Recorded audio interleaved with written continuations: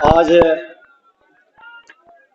धन्यवाद सम्मान संकल्प समारोह कार्यक्रम में उपस्थित हमारे राष्ट्रीय महामंत्री ओबीसी मोर्चा के राष्ट्रीय प्रभारी सह बिहार भाजपा प्रभारी परम आदरणीय विनोद तावरे जी, बिहार सरकार के उप मुख्यमंत्री प्रदेश अध्यक्ष श्री सम्राट चौधरी जी, हमारे बीच बिहार सरकार के मंत्री परम आदरणीय प्रेम कुमार जी, प्रदेश संगठन महामंत्री परम आदरणीय श्री भिक्खू भाई साहब, राष्ट्रीय मंत्री मित्र श्री ऋतुराज सिन्हा जी, पूर्व उप मुख्यमंत्री श्री तारकिशोर प्रसाद जी, श्रीमती रेणु देवी जी, पूर्व मंत्री पूर्व प्रदेश अध्यक्ष श्री नंदकिशोर यादव जी, मंगल पांडे जी, पूर्व मंत्री शहनवाज हुसैन जी, जीवेश मिश्रा जी, नीरज बबलू जी, जनक राम जी, हमारे मुख्य सचेतक रहे श्री जनक सिंह जी, दिलीप जायसवाल जी, विधान पार्षद के नेता प्रतिपक्ष श्री हरीश साहनी जी, राजेंद्र गुप्ता जी, अनिल शर्मा जी, अरुण कुमार सिन्हा जी, संजीव चौरसिया जी, मेयर बहन सीता साहू जी, प्रदेश महामंत्री जगन्नाथ ठाकुर जी, मिथिलेश तिवारी जी, राजेश जी, शिवेश राम जी, उपाध्यक्ष राजेंद्र सिंह जी, ललन मंडल जी, सभा कक्ष में बैठे सभी भारतीय जनता पार्टी के देव दुर्लभ कार्यकर्ता बंधु, प्रेस मीडिया के बंधुओं, आज हमने जिनके उंगली पकड़ के राजनीति का कोखो गोखो सीखा था और बड़े निकट से जिनके दर्शन और सकारात्मक ऊर्जा प्राप्त हुआ था, 1990 का दशक था। बैठे हैं हमारे युवा मोर्चा के अध्यक्ष माननीय नंदकिशोर यादव जी थे और माननीय लाल कृष्ण अडवाणी जी का जब रथ यात्रा आया था, जेपी निवास से झंडा दिखा करके आगे सोमनाथ से अयोध्या का वह रथ यात्रा आगे बढ़ना था। जेपी निवास लोकनायक मंडल जो बाद में बना, पहले राजेंद्र नगर मंडल अध्यक्ष के नाते जिम्मेदारी मिली थी कि पूरी व्यवस्था आपको करनी है। पहला सौभाग्य और अपने सबसे उच्च नेता के सानिध्य में जाने का अवसर मिला था। वो बीमार हो गए थे मौर्जा होटल में।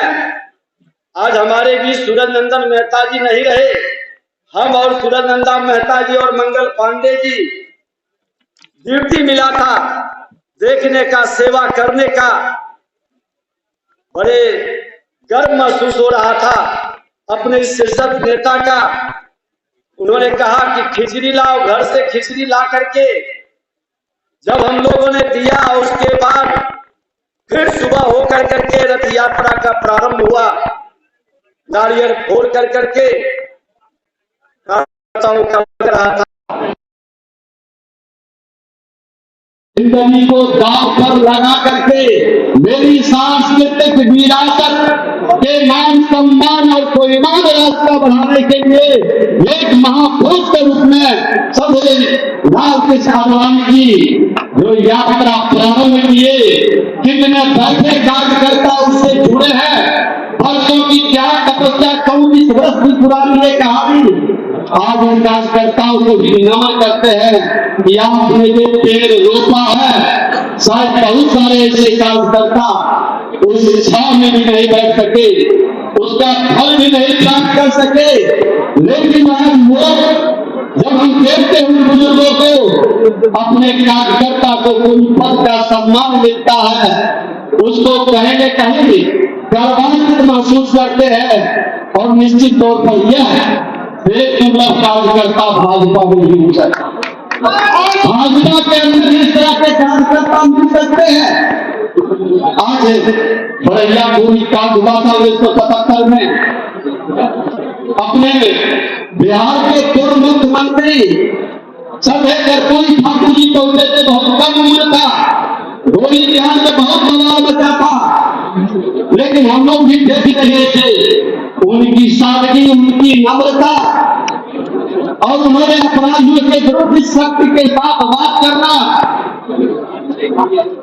और जिस भाव में वो रहते थे। बाद में हमारे पिताजी शिक्षक थे, कहे कि बहुत ही आज तक के नेताओं में जो सादगी, सरलता और ईमानदारी है, बेदाग छवि के व्यक्ति सदैव गोविंद ठाकुर जी को भी हम नमन करते हैं। आज देश के प्रधानमंत्री नरेंद्र मोदी जी दोनों को भारत रत्न दे करके एक संदेश दिया है कि कुशल संगठन करता, बेदाग छवि, ईमानदारी को प्रतिमूर्ति और सादगी सरलता के साथ आम लोगों की जिंदगी में एक जुबान के मन के अंदर प्रेरणा प्रदान करने वाले ऐसे महापुरुषों को सम्मान कर करके हर भारत माता का संतान गौरवान्वित महसूस करता है, अपने को सम्मानित महसूस करता है। यहाँ उपस्थित तमाम हम देश दुर्लभ कार्यकर्ताओं के उदाहरणों से कि आज हमारा देश किस तेजी से बढ़ रहा है। एक तरफ अवसरवादिता की राजनीति करने वाले भक्तवादियों की जमात जमींदारी की मानसिकता से सोने के चम्मच लेकर सत्ता में आकर के किस तरह से हमारा इस गौरवशाली बिहार, वह गौरवशाली बिहार जो देश को ही नहीं दुनिया को ध्यान प्रदान करता नालंदा विश्वविद्यालय इस बिहार का इतिहास को बताता है। कई धर्मों का उत्कर्म स्थल ये बिहार रहा।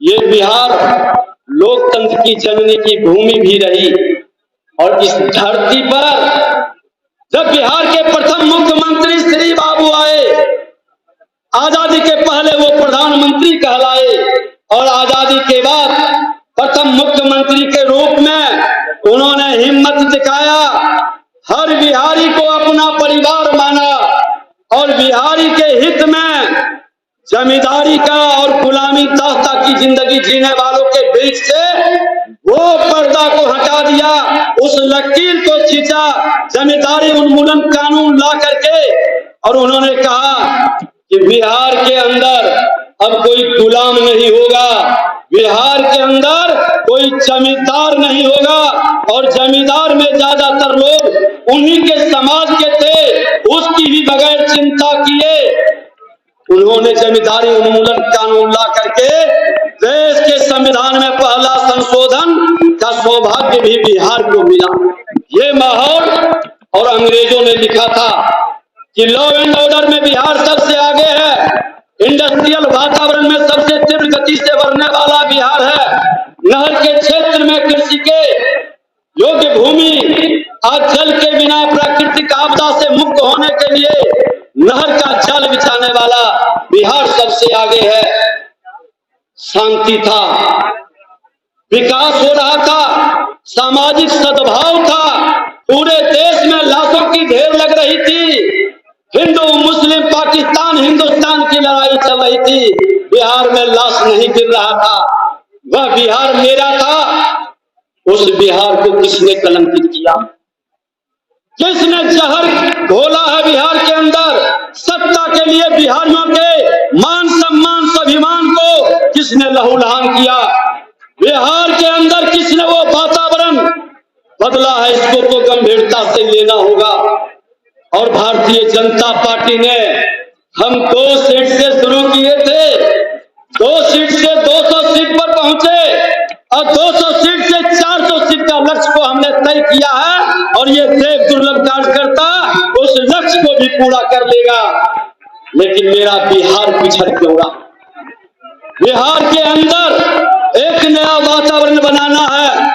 देश के प्रधानमंत्री नरेंद्र मोदी जी जब आए थे विधानसभा के अंदर, उन्होंने बड़ी गंभीरता के साथ श्री बाबू को 5 बार 6 बार नाम दिए थे। वही बिहार है, वही बिहार बनाना है, हर लोगों की जिम्मेदारी है। हर एनडीए कार्यकर्ता को संकल्प लेना है कि जहां ठहर गई विकास, जहां ठहर गई सामाजिक सद्भाव, उसको आगे बढ़ाना है। बिहार के माननीय मुख्यमंत्री नीतीश कुमार जी भी उस मंच पर थे। उन्होंने भी इससे सहमति जताई थी। बिहार के उस गौरवशाली गाथा को एनडीए की सरकार में जंगलराज से मुक्ति दिलाने में भाजपा ने चाणक्य की भूमिका में चंद्रगुप्त बनाया। यहाँ के कार्यकर्ता हंसते हंसते स्वीकार किया, अरे हम तो चाणक्य के रोल में हमेशा खड़ा है, लेकिन जो चंद्रगुप्त बिहार की गरिमा को बढ़ा दे, हर बिहारी का आशीर्वाद और सदैव का अधिकारी वो होता को बदल भी उन सब पर है। हम सबको मिलकर के बिहार को बदलना है। आज हमारे देश के प्रधानमंत्री नरेंद्र मोदी जी ने जो निर्णय लिया, बिहार करा रहा था। मैं बता दूं कि आप लोगों के आशीर्वाद सदैव से और हमारे नेतृत्व में हमें जिम्मेदारी दिया था विधानमंडल। लेकिन बिना किसी विचलन के, बिना विचारधारा से समझौता किए हुए राष्ट्रवाद की पताका को लगातार आगे बढ़ाते रहे और शून्य पर पहुंची भाजपा को फिर से शिखर पर पहुंचाने में जिस भूमिका का निर्वाह माननीय आडवाणी जी ने किया है, भारत रत्न की उपाधि इससे ज्यादा अनुकूल और कुछ नहीं हो सकती है। मैं आप सबकी ओर से माननीय आडवाणी जी को भारत रत्न प्राप्त करने के लिए बहुत बहुत बधाई देता हूं और साथ साथ भारत के प्रधानमंत्री नरेंद्र भाई मोदी का आभार व्यक्त करता हूं कि उन्होंने जिस आडवाणी जी ने रथ यात्रा के माध्यम से देश में जागृति का